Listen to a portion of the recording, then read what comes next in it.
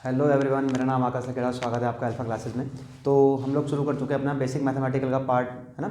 और इसके बाद हमारा पार्ट 5 होने वाला है, जिसमें हम पढ़ने वाले हैं अलजेब्रा के बारे में। ठीक है, आप अलजेब्रा पढ़ चुके हैं पहले भी, क्लास अपने 6, 7, 8 में, 9, 10 में पढ़ा आप लोग इसमें। तो बहुत ही आसान चीज़ है, कुछ कॉमन फॉर्मूले आप लोग मुझे लगता है फैमिलियर हैं पहले से इसके बारे में। कॉमन जो फॉर्मूलाज आपके यूज़ होते हैं यहाँ पे अलजेब्रा के अंदर किस तरीके से होने वाले हैं, जैसे आप पढ़ चुके हैं पहले भी, a+b का होल स्क्वायर। ठीक है, तो क्या निकल के आता है इसके फॉर्मूले, a² + 2ab और प्लस का b²। ऐसे आप पढ़ चुके हैं पहले इसके बारे में, a - b का होल स्क्वायर, ये कितना होता है हमारे पास, a² - का 2ab और प्लस का b²। ऐसे कुछ कॉमन आइडेंटिटी हमारे पास और हैं, जैसे हम बात करें a + b और इंटू a - b, इसकी वैल्यू कितनी होती है हमारे पास, a² - b²। ठीक है, काफ़ी फेमिलियर है, आप उसके बारे में पहले भी पढ़ चुके हैं आप क्लास 6, 7, 8 में। और वही बहुत यूज़ होने वाले हैं कई बार फिजिकल डेरिवेशन में, उनके बारे में बात करते हैं। 2-4 फॉर्मूले हमारे पास और हैं, जैसे कि हम बात करें a + b का होल क्यूब, तो ये कितना बनता है मेरे पास, a³ + 3a² प्लस का 3ab² और प्लस का b³। ठीक है, ऐसे अगर हम बात करें इसके लिए a - b के होल पावर 3, तो यहाँ पे कितना बनेगा मेरे पास, a³ और ये बनेगा माइनस का 3a² और ये बनेगा हमारा प्लस का 3ab² और माइनस का b³। क्लियर है। ऐसे देखें अगर हम और लोग उसमें और फॉर्मूला तो हमारे पास क्या आते हैं, a³ + b³, ये कितना बनता है मेरे पास, a + b इंटू यहाँ बनेगा a² + b² और माइनस का ab, ये साइन कितना रहता है यहाँ पे, माइनस का रहता है साइन यहाँ पे। ऐसे देखेंगे हम यहाँ पर क्या बनेगा, a³ - b³ की बात करें, ये कितना बनता है मेरे पास, ये बनना चाहिए मेरे पास a - b into a² + b² और प्लस का ab। ऐसे ही कुछ और हमारे पास आइडेंटिटीज़ है, जैसे हम देखेंगे कितना, a + b + c का होल स्क्वायर, ये कितना बनता है मेरे पास, ये हो जाता है a² + b² + c² प्लस का 2ab प्लस का 2bc और प्लस का 2ca। ठीक है, एक लास्ट अगर हम बात करें यहाँ पे, हमारे पास ये बनने वाला है a³ + b³ + c³ और माइनस का 3abc इज इक्वल टू बनता है हमारे पास a + b + c इंटू यहाँ पे आने वाला है a² + b² + c² माइनस का ab माइनस का bc एंड माइनस का c। तो कुछ बेसिक आइडेंटिटीज़ हैं जो क्लास 9th में आप लोगों ने पढ़ी होंगी, 10 के 10 मेरे ख्याल से, है ना। तो ये आपके पास कई बार यूज़ होने के लिए मिल जाती हैं आपको, कहाँ पे, फिजिकल डेरिवेशंस में। और इनको आपने देखना है, एक बार नोट कर सकते हैं आप कॉपी में, इसको स्क्रीनशॉट ले सकते हैं यहाँ पे पॉज करके। करते हैं कुछ और चीज़ें जो आपको अलजेब्रा में सीखनी चाहिए, जैसे कि अगर हम बात करें क्वाड्रेटिक इक्वेशन में बात कर लेते हैं, क्वाड्रेटिक इक्वेशन के बारे में बात कर लेते हैं। तो ऐसी कोई सी भी इक्वेशन आप जानते हैं इसके बारे में, जैसे कि हमने बोला ax² + bx and plus c = 0। तो ऐसी इक्वेशन जहाँ पे वेरिएबल की मैक्सिमम पावर कितनी होती है, 2 होती है, उसे बोलते हैं हम लोग क्वाड्रेटिक इक्वेशन। इसे कैसे रिप्रेजेंट करते हैं हम लोग यहाँ पे, ax² + bx + c = 0, जहाँ पे a क्या हमारे पास, कोफिशिएंट ऑफ x² है, b क्या हमारे पास, कोफिशिएंट ऑफ x हो गया यहाँ पे, और c क्या हो गया मेरे पास, कांस्टेंट नंबर है। ठीक है, तो अगर आपको इसके रूट निकालने हैं तो एक तो मेथड हमारे पास वही है फैक्टराइजेशन वाला मेथड, जो आप पढ़ चुके हैं पहले। और या फिर अगर आपके लिए जो इंपॉर्टेंट है, याद करने वाली चीज़ है, वो है आपके लिए क्वाड्रेटिक फार्मूला। क्वाड्रेटिक फार्मूला, ठीक है, कैसे हो जाएगा हमारे पास ये, इसका दूसरा नाम क्या है हमारे पास, श्रीधराचार्य सूत्र हिंदी में। ठीक है ना, चलिए बात करेंगे कैसे आपको इसके रूट निकालने हैं। तो x = फॉर्मूला हमारे पास ये है, माइनस का b + √b² - 4ac और अपॉन में 2a। ठीक है ना, तो अगर आपको x के रूट निकालने यहाँ पे होते हैं तो कैसे निकलते हैं x के रूट, x = माइनस का b + √b² - 4ac and divide by 2a। Okay, तो यहाँ पे आपके दो रूट निकलने वाले हैं, प्लस माइनस मीन्स एक बार आपको प्लस देना है तो एक रूट निकल जाएगा, फिर अगली बार आपको माइनस देना है, दूसरा रूट निकल जाएगा आपके लिए। ठीक है ना, यहाँ पे आप देख सकते हैं, अगर हम बात करें इसकी b² - 4ac ये इक्वल टू कितना होता है, d मानते हैं इसको हम, डिस्क्रिमिनेंट मानते हैं। इसकी वैल्यू डिपेंड करती है नेचर ऑफ रूट में। ठीक है ना, अगर आपकी ये d की वैल्यू ग्रेटर देन आती है 0 से, यानी कि 0 से बड़ी आ रही है, तो आपके पास कैसे निकलते हैं, 2 रूट निकलते हैं। और कैसे ये रूट, यूनिक रूट निकलने वाले हैं आपके लिए, 2 यूनिक रूट्स। अगर क्या होती है, d की वैल्यू ग्रेटर देन 0 होती है, या फिर बोल सकते हैं क्या, d अगर क्या होता है आपके लिए, पॉजिटिव होता है। तो ऐसी वाले केस में क्या निकलते हैं आपके लिए, 2 यूनिक रूट निकलते हैं आपके पास। ठीक है ना, अगर हम बात करें d आपके पास कैसा आ जाए, ये = 0 आ जाए, दैट मीन्स आपका मिलेंगे आपको 2 रूट तो मिलेंगे, लेकिन कैसे मिलने वाले हैं, दोनों बराबर रूट मिलने वाले हैं, 2 इक्वल रूट्स। क्लियर है। ऐसी बात करें अगर यहाँ पे कि आपके पास d की वैल्यू कैसी हो जाए, यहाँ पे नेगेटिव हो जाए, दैट मीन्स क्या मिलेगा आपको यहाँ पे, d की वैल्यू छोटी होनी चाहिए किससे, 0 से। तो अगर d की वैल्यू छोटी होती है 0 से, तो आपको क्या मिलते हैं यहाँ पे, रियल रूट नहीं मिलते, नो रियल रूट। ठीक है ना, अब अगर इसके बारे में देखेंगे तो आपके पास बेसिकली यहाँ पे कुछ काम है नहीं फिजिक्स में, क्लास 10 तक भी आपने देखा होगा कि आपके पास ऐसे वाले रूट जब आते हैं जिसकी वैल्यू पॉजिटिव आती है या फिर जीरो आती है तब आपके उसके रूट निकालते हैं, लेकिन नेगेटिव वाले में आप कोई रूट नहीं निकालते हैं इसके, ठीक है ना। इसी वजह से क्या होता है, अगर आपको इसको पढ़ना है तो क्लास 11 में क्वाड्रेटिक इक्वेशन आपको मिल जाएगा इसको सॉल्व करने के लिए, किस तरीके से कॉम्प्लेक्स नंबर में वहाँ पर दिखाया जाएगा आपको कि कैसे रियल रूट अगर ना भी हो, इमेजिनरी रूट हो उसके, तो उन्हें कैसे कैलकुलेट कर सकते हैं आप लोग यहाँ पे। फिलहाल इसमें हमारे पास कोई काम नहीं है, इसको आगे बढ़ जाएंगे। फिलहाल आपको अगर क्या करना है, क्वाड्रेटिक फॉर्मूला के थ्रू अगर आपको रूट निकालने होते हैं एक्स के, तो कैसे निकालने हैं, एक्स इक्वल टू माइनस का b plus minus under root of b square minus 4ac and divide by 2a। Clear यहाँ पे इतना। तो ये कुछ क्वाड्रेटिक इक्वेशन के बेसिक फॉर्मूलाज हैं। अब इसके बाद जो मेन इंपॉर्टेंट चीज़ यहाँ पर है जो आपके लिए नया है, ये कुछ आपने पढ़ चुके हैं पहले भी, अलजेब्रा के फॉर्मूला और क्वाड्रेटिक इक्वेशन आपने 10 तक पढ़ चुके हैं, लेकिन जो नई चीज़ आपके लिए वो है बाइनोमियल थ्योरम, उसके बारे में बात कर लेते हैं पहले, ठीक है। तो अलजेब्रा का जो मोस्ट इंपॉर्टेंट आपके पास चीज़ है वो है हमारे पास बाइनोमियल थ्योरम। बाइनोमियल मीन्स क्या होता है, बाइनोमियल थ्योरम, बाई का मतलब हमारे पास क्या है यहाँ पे 2 और नॉमिनल्स का हमारे पास आ जाता है टर्म्स। तो अगर हम बोलें कि ऐसा कोई सी भी एल्जेब्रिक एक्सप्रेशन जहाँ पे क्या होती है, सिर्फ 2 टर्म्स होती हैं, उनकी अगर कुछ पावर हो जाए, और जैसे हम बोले यहाँ पे, जैसे मैं आपको बोला यहाँ पे कितना है, a प्लस बी की पावर n, कितना यहाँ पे a प्लस बी की पावर n, तो हमारे पास यहाँ पे 2 टर्म है, एक हमारे पास टर्म्स कौन सा a, दूसरा कौन सा हमारे पास b।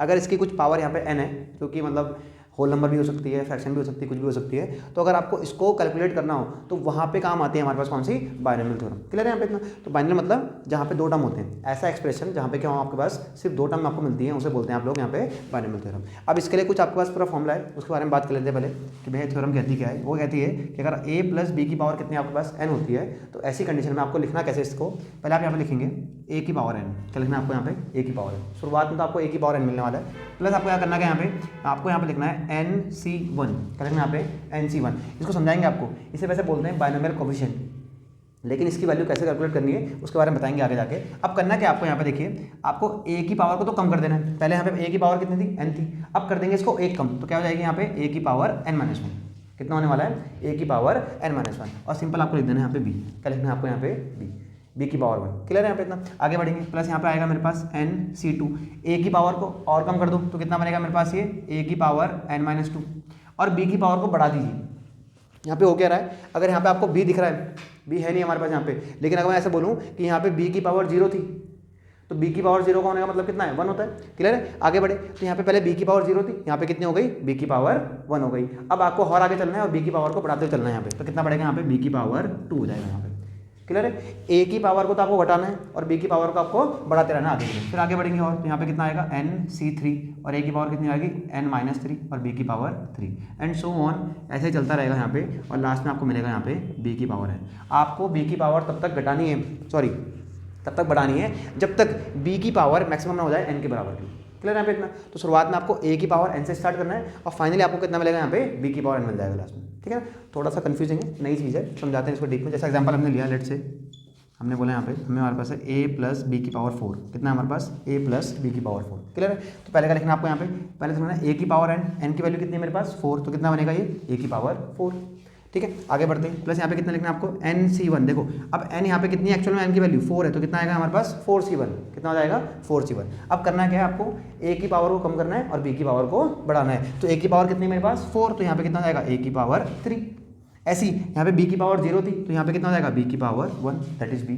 ठीक है। और आगे बढ़े हमारे पास, ये कितना आएगा 4c2, a की पावर को और कम कर दो तो कितना हो जाएगा a की पावर 2, और b की पावर को बढ़ा दो तो कितना हो जाएगा हमारे पास b की पावर 2। आ रहा है समझ में यहाँ पे। और आगे बढ़ते हैं, फिर कितना आएगा हमारे पास 4c3, a की पावर को और कम कर देना आपने, तो कितना आएगा मेरे पास यहाँ पे a की पावर 1 हो जाएगा, और b की पावर को बढ़ा दो तो कितना हो जाएगा b की पावर 3। अब और आगे बढ़े, अब लास्ट में आपके सवाल में मन नहीं आना चाहिए कि हमने क्या कहा था आपको कि आपको लास्ट में क्या करना है, b की पावर को मैक्सिमम लेके जाना है कहाँ तक, n तक। तो देखो b की पावर यहाँ पे कितनी हो गई 4 हो गई, और यहाँ पे सॉरी b की पावर कितनी हो गई हमारे पास 3 हो गई। अब मैक्सिमम पावर कितनी है, n की वैल्यू हमारे पास 4 है, तो क्या करना है आपको लास्ट में फाइनल लिख देना है आपको b की पावर 4। समझ पा रहे हैं, बहुत ही बेसिक है। एक और लेते हैं एग्जांपल, हमने बोला यहाँ पे a प्लस बी की पावर 5 लिया हमने, तो 5 ले लिया हमने यहाँ पे इस बार। तो क्या करेंगे, पहले a की पावर को आपने पूरा लिख देना है यहाँ पे, तो कितना आएगा a की पावर 5 प्लस nc1 आता है हमारे पास, n की वैल्यू कितनी है 5, तो कितना बनेगा 5c1। अब a की पावर को कम कर दीजिए और b की पावर को बढ़ा दो, तो क्या बनेगा हमारे पास ये a की पावर 4 और b आ जाएगा यहाँ पे, प्लस और आगे चले तो कितना आएगा मेरे पास 5c2, फिर यहाँ पे कितना आएगा a की पावर 3 और b की पावर 2। आपने a की पावर को कम कर दिया और b की पावर को बढ़ा दिया। आगे बढ़े 5c3, तो यहाँ पे कितना आएगा a की पावर 2 और b की पावर कितना 3। और आगे बढ़े हमारे पास ये कितना आएगा 5c4, तो यहाँ पे कितना आने वाला है मेरे पास a की पावर तो 1 हो जाएगी और b की पावर हो जाएगी हमारे पास 4। अब देखो b पहुँच चुका है 4 तक, और हमको बी को कहाँ तक लेके जाना होता है, एन तक लेके जाना, और एन की वैल्यू कितनी है हमारे पास 5, तो लास्ट में कितना आ जाएगा इसके लिए बी की पावर 5, डायरेक्ट बी की पावर 5। क्लियर है। यहाँ पे जाके ए की पावर और कम हो जाएगी, तो ए की पावर 0 का मतलब 1 हो जाता है इसके आगे जाके। क्लियर है यहाँ पे इतना। तो इस तरीके से आपको बाइनोमियल थ्योरम लगानी है। अब रही बात किनकी, जो हमारे पास बाइनोमियल कोफिशिएंट होते हैं, इनकी वैल्यू को निकालने का, इसके बारे में बात कर लेते हैं। ठीक है, इतना समझ में आ गया आपको। तो चाहे तो आप इसको भैया यहाँ पे पॉज करके स्क्रीनशॉट ले सकते हैं या फिर नोट कर सकते हैं कॉपी में, जिस तरह आपको सही लगे।